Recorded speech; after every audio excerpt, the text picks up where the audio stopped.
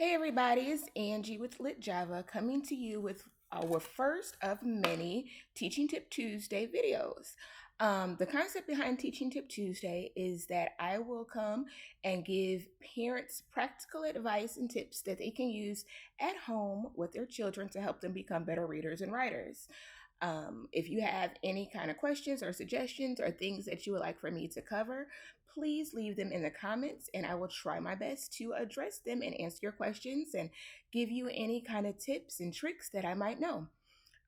Just so you have a little background of me, I've been an educator for 15 years, so I've been able to fill my toolbox with a plethora of different strategies to help kids become better readers and writers. And now that I have a little bit more time on my hands, I am happy to share those tips and tricks with you.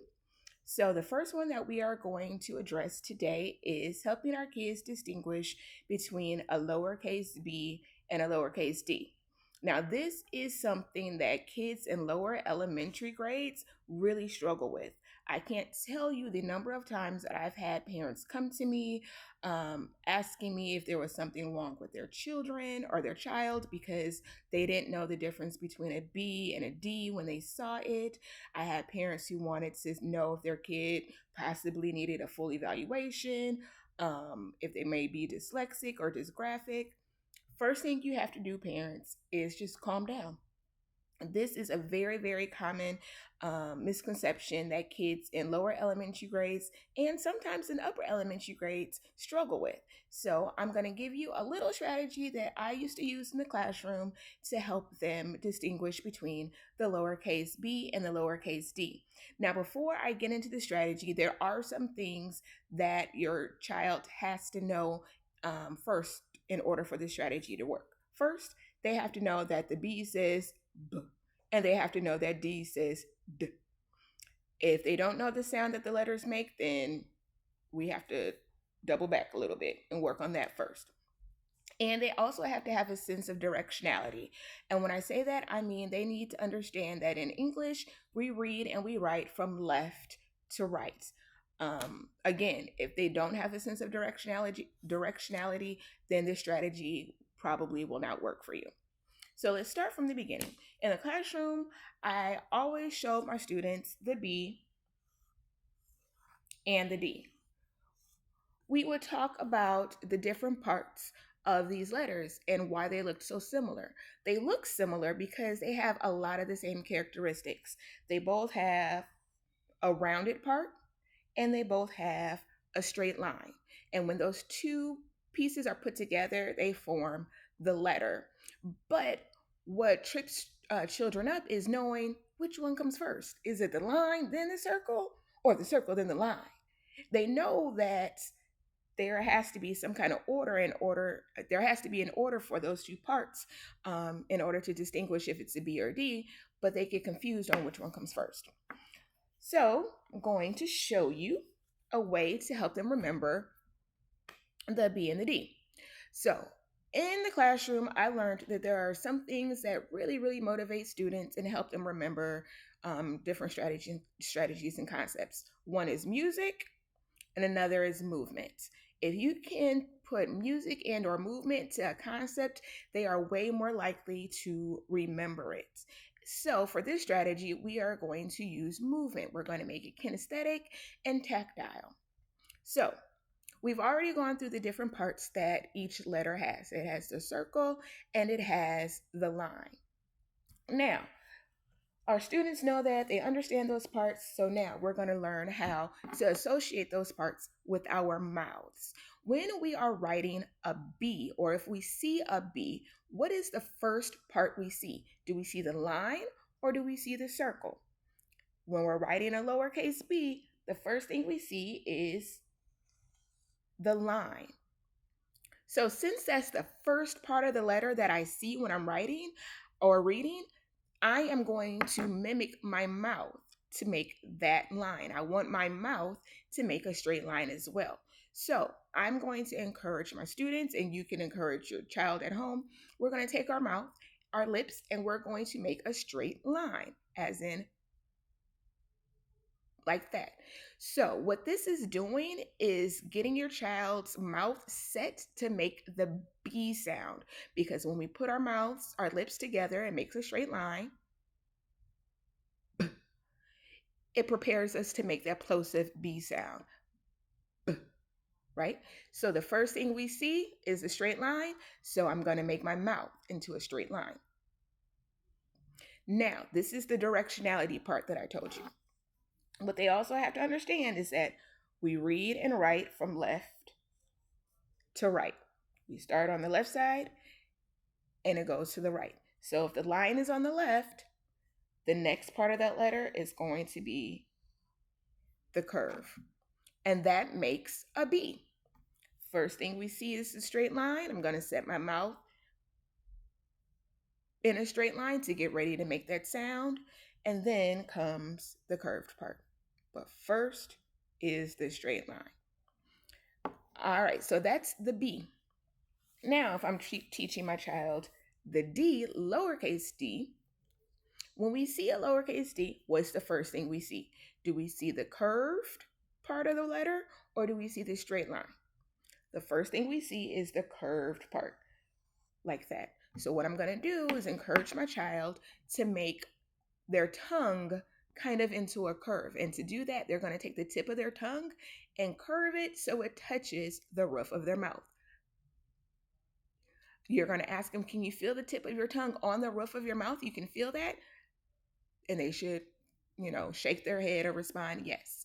And again, what that's doing is setting their mouth up to get ready to make that D sound.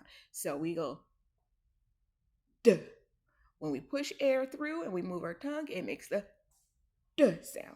So again, we're going to encourage our students and remind them that when our tongue is curved, it matches with the first part of that letter we see, which is that curved part of the D.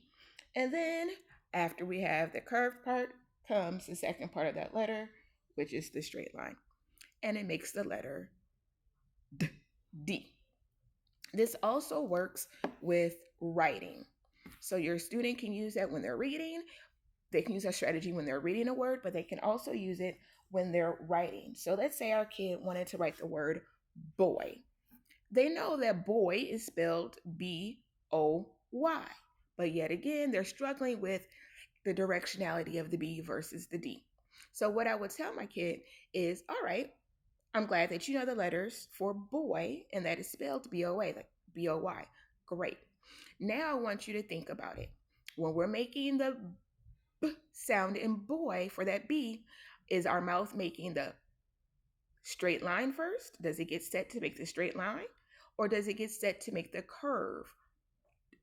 So you're going to say the word boy with them very slowly. And they should notice that, oh, my lips are making a straight line. So the first part of that letter is going to be the straight line. And then after that straight line comes the curve. And they already know that boy is spelled B-O-Y. So now they have the word boy.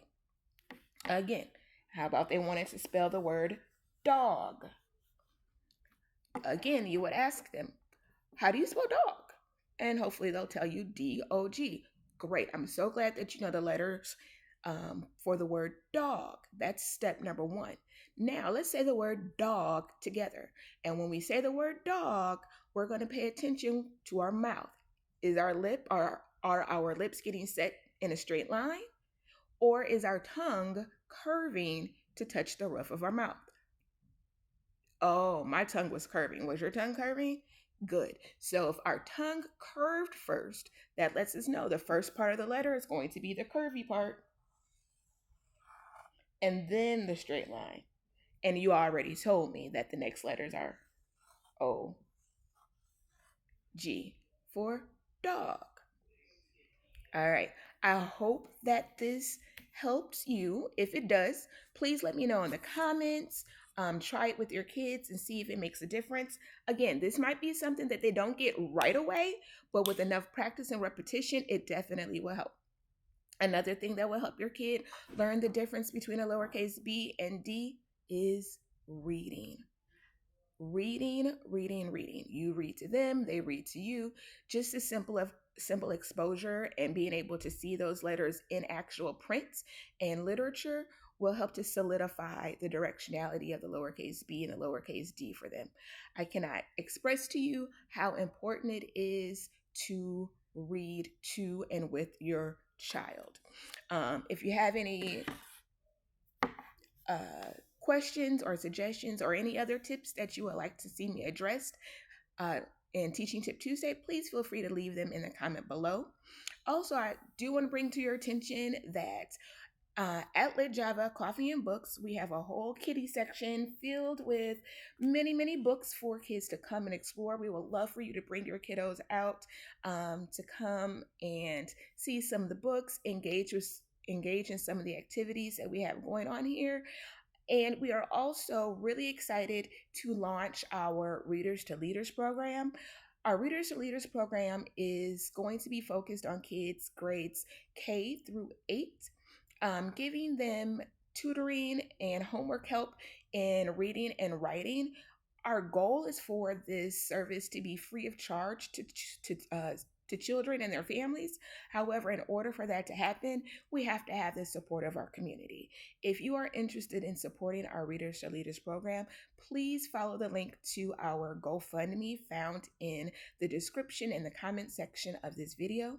Again, thank you for joining me for Teaching Tip Tuesday. In the comments, let me know how this worked for you and or if you have any other questions or suggestions that you would like to see me address. All right, have a good day and happy reading, everybody.